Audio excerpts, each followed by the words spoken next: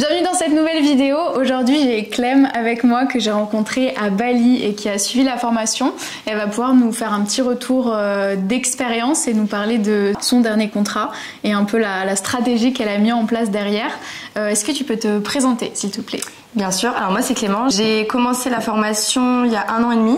Du coup, la formation Liberté Digitale, mais au début, je me suis pas forcément focus dessus parce que j'avais aussi un travail, des études et j'étais en alternance. Et il y a à peu près 7 mois, j'ai lâché tout, mon travail, mes études, mon alternance. Tu faisais quoi comme travail? Rien à voir. J'étais en protection de l'enfance. Okay. Donc vraiment rien à voir, mais j'en pouvais plus, j'en avais marre de la routine. J'avais un salaire d'alternante, donc pas fou non plus. J'avais un quotidien, une routine qui me plaisait pas du tout. Je m'ennuyais sans arrêt dans mes études. Je voyais vraiment aucun avenir dans ce que je faisais. Et du jour au lendemain, j'ai tout plaqué. J'ai quitté mon boulot, j'ai quitté mes études et j'avais du coup la formation déjà depuis quelques temps, mais je m'étais pas penchée forcément dessus. J'ai pris mes billets pour Bali.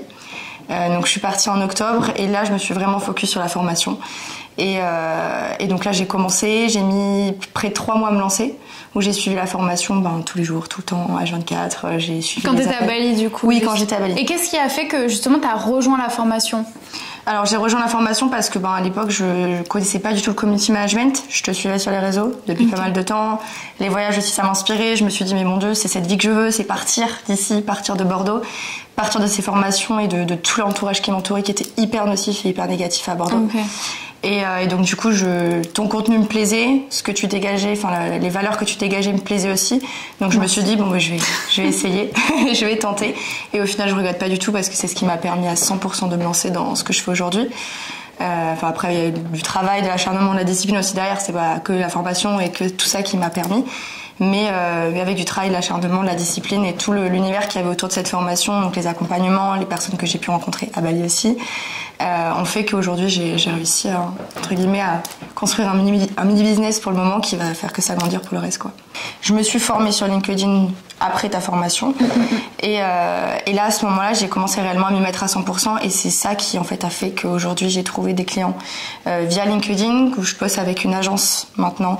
Une agence qui est basée à Bordeaux? Alors non, le siège est dans Sud-Ouest, oui. Sud-Ouest, okay. Mais le siège est à Paris. Okay. Et ils bossent avec ils m'ont donné en charge de com la com d'une entreprise de voitures de luxe. Voilà, donc ça c'est plutôt cool. Je l'ai trouvé je l'ai trouvé il y a pas si longtemps que ça, grâce à LinkedIn et bouche à oreille aussi. Et là je vois que depuis que j'ai commencé réellement à me mettre sur les réseaux, on fait que me prospecter, on vient me parler, on me demande ce que je fais. Des calls, j'ai plein de calls découvertes qui arrivent, donc ça franchement c'est trop bien. Mais on me demande souvent pourquoi est-ce que je me suis pas mise sur Instagram plutôt, parce que c'est vrai qu'on a j'ai beaucoup travaillé sur Instagram par rapport à la formation. Ouais.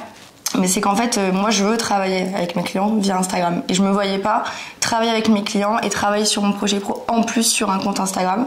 Je me voyais pas du tout faire ça. Et on m'avait parlé un peu de l'opportunité LinkedIn, en mode oui, LinkedIn, ça commence un peu à grimper. Tu verras, Clem, faut que tu t'y mettes et tout. Voilà. Mais je connaissais rien à ce réseau. J'y suis arrivée pour la première fois. Je me suis dit, mais c'est quoi ce truc? Je comprenais rien. Et au final, maintenant, ça marche super bien. J'ai compris le principe, j'ai compris l'algorithme, comme on peut comprendre l'algorithme Instagram. Et je dis, c'est ça qui me permet de trouver mes clients.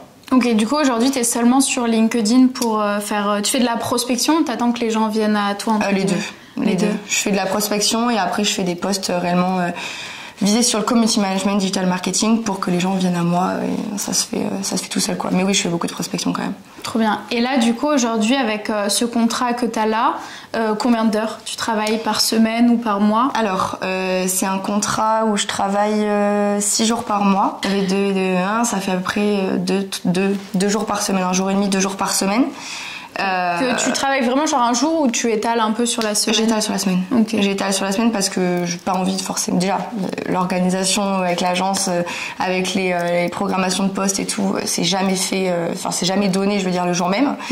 C'est toujours donné la veille. Et donc, du coup, en fait, c'est étalé sur la semaine. J'ai jamais le tout au début de semaine pour toute la semaine. Ça arrive un peu n'importe quand. Donc, je suis obligée d'étaler sur la semaine. Sinon après, justement, j'ai pris un petit contrat au début pour pouvoir prendre le temps aussi, vu que c'est le début, et pour pouvoir prendre plusieurs clients aussi. Okay. Et t'es à combien avec ce contrat-là? 1 000 €. Trop bien. Contrat pour 6 jours par mois. Oui. Ouais. Oui, voilà. Ça va. Après, ça demande beaucoup de temps, mais parce que 6 jours par mois, en vrai, on me dit à chaque fois, mais c'est rien. Mais en fait, c'est quand il est allé sur la semaine, je me rends compte que des fois, je peux monter jusqu'à 8 jours par mois. Enfin, sur le papier, c'est écrit 6.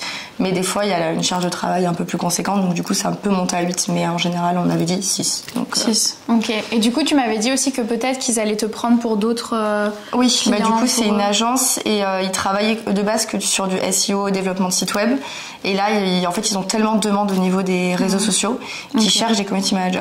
Et bon, du coup, là, c'est moi maintenant, mais ils en cherchent d'autres aussi, je le sais. Mais ils n'ont pas encore accepté d'autres contrats. Parce que le temps de trouver du monde, ils veulent pas accepter non plus tout et n'importe quoi. Et donc, du coup, le temps qu'ils trouvent des contrats, après, effectivement, ils pourraient me mettre sur d'autres projets ou d'autres missions. Ouais. Ok, trop bien. Et là, du coup, comment tu te sens aujourd'hui par rapport à ces contrats-là, par rapport à un peu tout ça qui change? Enfin, genre là, t'étais à Bali, etc. Je dirais montée de confiance en moi, clairement, parce qu'au début, quand j'ai commencé la formation, j'étais vraiment perdue. Je me suis dit, mais qu'est-ce que je fais? Dans quoi je me lance? Je pars à l'aveugle. Enfin, moi, j'ai toujours été salariée depuis que j'ai 15-16 ans, où j'ai commencé à travailler. Donc, l'entrepreneuriat, je ne connaissais pas du tout. Mais pas du tout. Et ça t'a pas fait peur, voilà. Ça m'a fait extrêmement peur. Quand je l'ai commencé, c'est pour ça que j'ai mis du temps à commencer et réellement à démarrer administrativement, de dire ok, là je suis auto-entrepreneuse, maintenant j'ai ma micro-entreprise. J'ai mis du temps à le faire. Donc je dirais montée de confiance en moi et puis une motivation, une détermination pour la suite qui bien. Et en retour à Bali bientôt aussi, apparemment. Oui, septembre. Trop cool. Et ils sont ok que tu travailles à distance? Oui. Je les ai prévenus de base en fait. Ouais. Moi je pose les bases directes. Je suis digital nomade, je veux voyager, donc il y aura le décalage horaire. Après c'est vrai que je ferai en sorte quand même un minimum de pouvoir être sur des horaires un peu décalés. Mais du coup tu sais, je commencerai à bosser à 14h. J'en ai un peu décalé. Mais je ferai en sorte de toujours être ok, enfin en accord en tout cas avec ce qui est demandé avec l'agence quoi. Ouais. Est-ce que tu te vois évoluer, peut-être faire du coaching ou passer en mode agence, délégué, ou là c'est encore trop flou? Agence oui, mais pas de suite. J'attends vraiment de repartir, de voir où est-ce que j'en suis déjà en septembre à mon départ à Bali. Et à partir de ce moment-là, je verrai si je veux pourquoi pas ouvrir une agence. La formation de Justine, elle a été vraiment top. Moi, elle m'a vraiment aidée à me lancer. Au-delà du fait que ça m'a appris des choses dans le community management, dans le digital marketing en général, c'est une formation qui m'a vraiment fait me dire ok Clem, là faut que tu fasses quelque chose, faut que tu te disciplines, faut que tu y arrives. Avec de l'acharnement et du travail, tu vas y arriver. T'es accompagnée autour de ça aussi. Et moi, c'est ça qui m'a vraiment permis parce que honnêtement, j'aurais été livrée à moi-même sans la formation de Justine. Je pense que j'aurais mis beaucoup plus de temps et j'aurais perdu beaucoup plus de temps à me poser des questions plutôt que de me lancer. Donc le message que je vais faire passer, c'est n'hésitez pas forcément à prendre cette formation parce que honnêtement, moi ça a clairement changé ma vie.